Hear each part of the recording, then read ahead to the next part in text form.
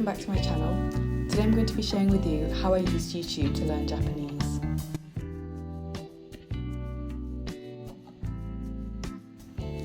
First, I'm going to give you a little backstory on my Japanese learning journey. I started learning Japanese when I was 12, for no particular reason except for being bored and seeing it as a fun challenge.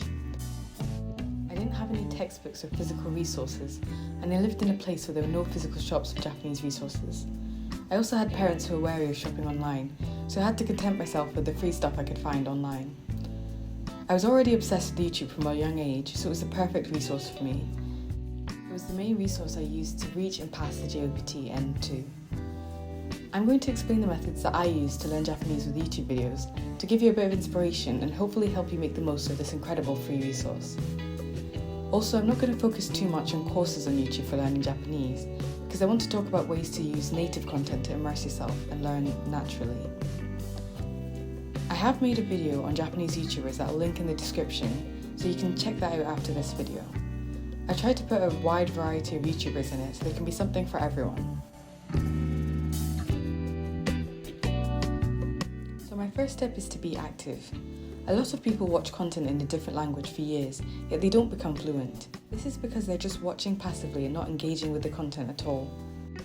The words won't magically jump into your head if you don't put in any effort. And this effort can come in many forms, such as reading and analysing the subtitles, rewatching the shows, and other methods that I'm going to explain later. What's important is that you're repeating what's being said and engaging with it more than once. One way I force myself to listen actively is to write a short summary of what I've just seen in my own words.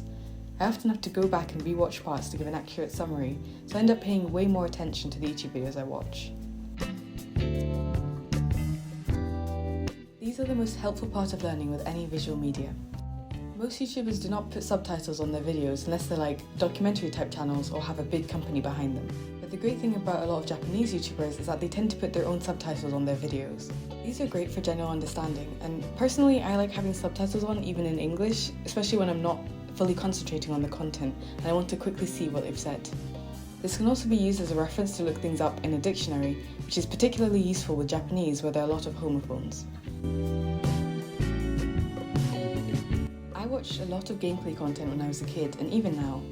The way I would do it back when I didn't understand a lot of Japanese was to watch a gameplay by an English-speaking YouTuber, then to watch a gameplay of the same game by a Japanese-speaking YouTuber, and usually multiple Japanese-speaking YouTubers. This works best with story-based games that have recurring characters and a continuing plot.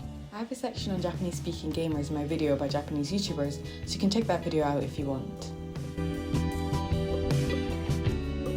Although I watched a lot of gameplay content before, over time my interest diversified and I got into a lot of other content.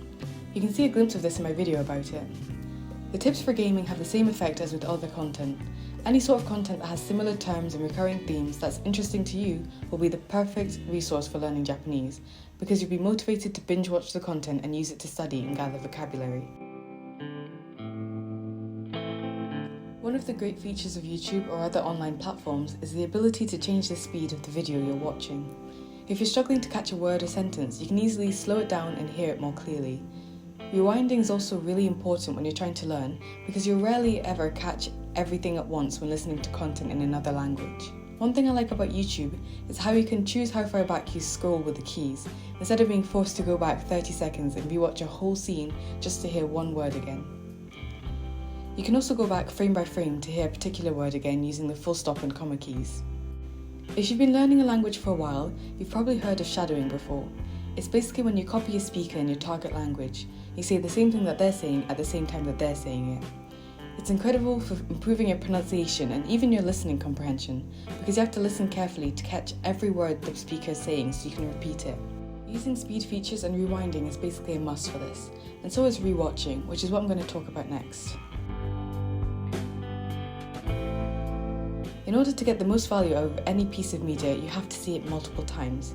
This is how our brain remembers things, because when you see the same word for the second, third or fourth time, it sends a little message to your brain that this is important and you should remember it. This acts as if you were reviewing flashcards, and it's probably the most beneficial way to learn from content.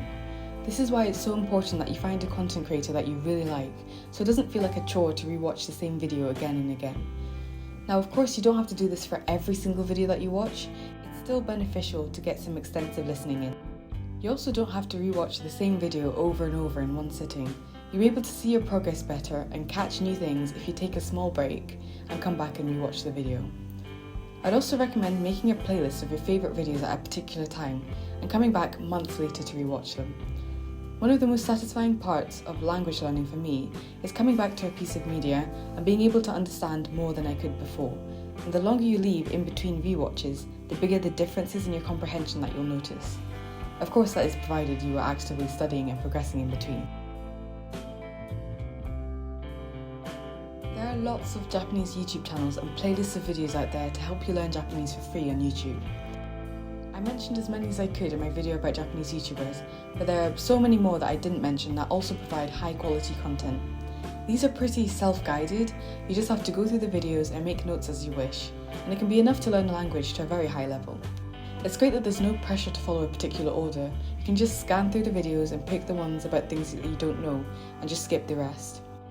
That being said, I personally think that once you're at an intermediate level, you should be using more native content rather than courses specifically designed for learning.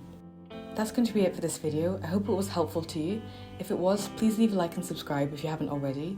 Thank you so much for watching, and I'll see you in the next video.